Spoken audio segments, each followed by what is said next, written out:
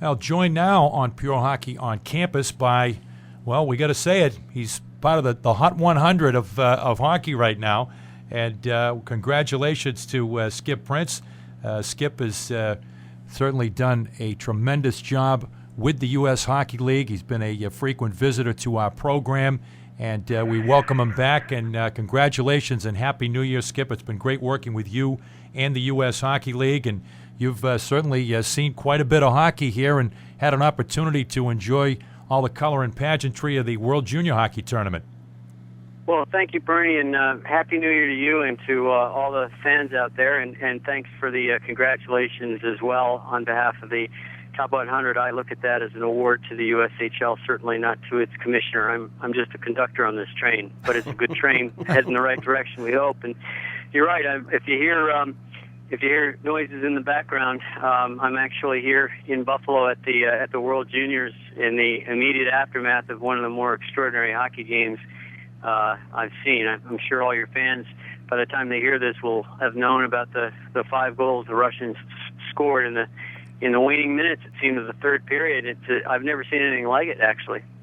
You said it was 5 goals in 13 minutes. I mean, that's something that it may never be equaled in an international competition such as that.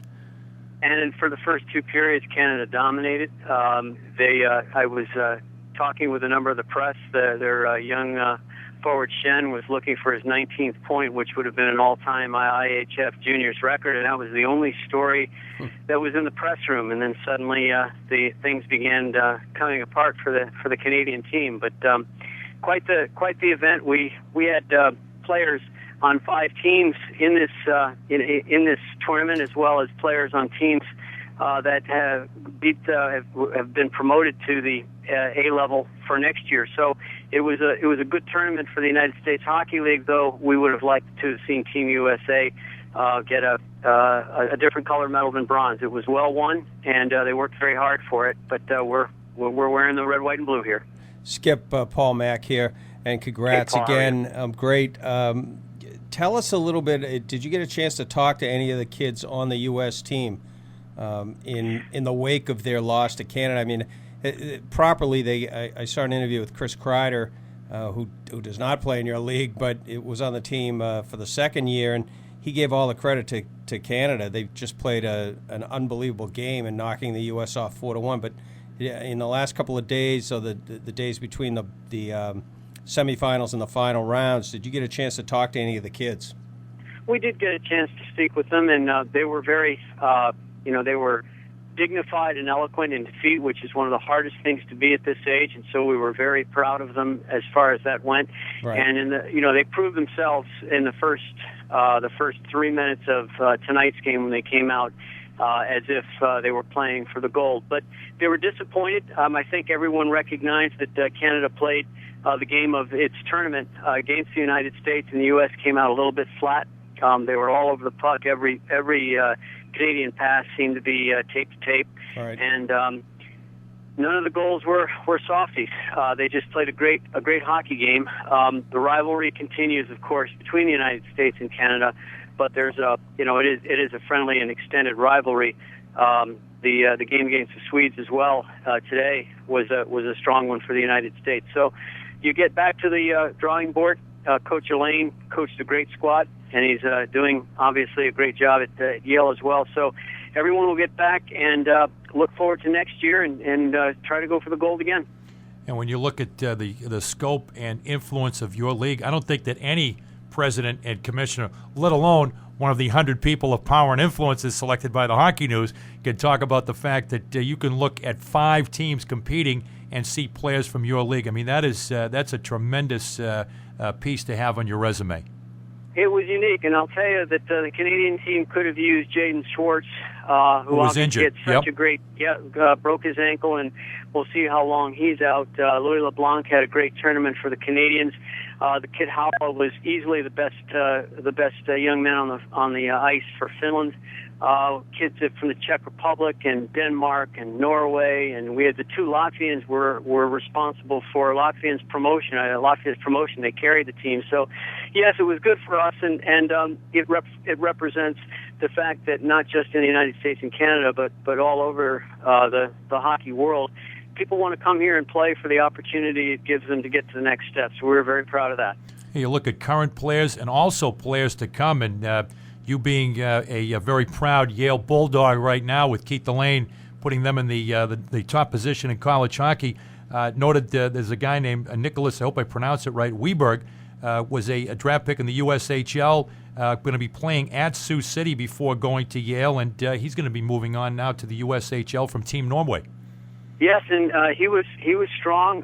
I actually had a chance to meet him very briefly and teach him the first several words of the fight song. I mean, how much English do you have to know to say "bula" over and over again? That's right. But he's a great young man, and again, I think it's now the first week in January, and we're already up to 220 commitments this year out of the league, and we think that that number will continue to grow this year. So we're proud of that piece of it. We think we've got a number of young men who placed fairly high on the first look by the NHL at Central Scouting at their draft list. So it's a good year for us, but the work only becomes that much more intense to continue to try to get better. Talking to Skip Prince, the chief executive of the USHL, and Skip, your league. Just talking to the coaches over the last couple of weeks. It seems like your league has never been more even, that these guys can't even say, can't even take an extra breath and say, oh, we're going to make the playoffs. It's that close. Anything could happen. Well, I feel gratified to our general managers for having allowed there to be an expansion draft, which gave to the two new teams in the league, Muskegon and Dubuque, the opportunity to be competitive in their first year. And the net effect comes back. They are draws now because they're new teams with exciting young players. Both of them are young. But it's no surprise ever to see Mark Carlson and his Cedar Rapids squad doing as well as they're doing.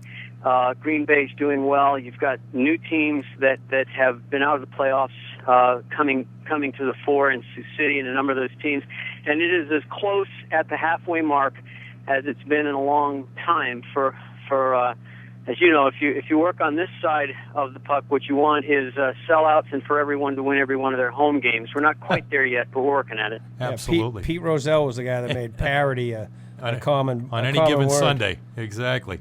And on any given night in the USHL. Skip, final question. We're going to be, I'm sure, querying people all around hockey that had an opportunity that were fortunate enough to be in Buffalo. But my final question is, what about the atmosphere?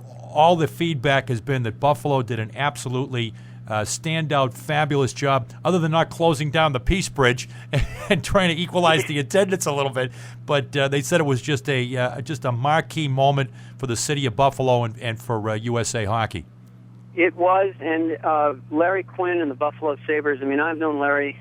We were sitting trying to figure out how long we'd known each other. We finally figured out we were probably long-lost cousins. But what they've done here with this organization has been intense, and it was as successful as it was because it was sold well and sold carefully for a long time. And you're right, that parade over the Peace Bridge was extensive. This was a very red and white crowd on Monday night and tonight as well. But it's a testament to the success of hockey here, and kudos to everyone that was involved. Renee Fizell, who sat with us for a while, the president of the IHF, just looked around and said, if you'd asked me a year ago whether the United States would be able to replicate what went on in the Canadian cities, I would have told you I didn't think so. Now I stand corrected. So congratulations to everyone for that. Yeah, I think they said it was the second most attended World Junior Tournament, second overall attendance, and I didn't see what they were referring to, whether it was last year or another year previously. But I expect it was probably Ottawa, but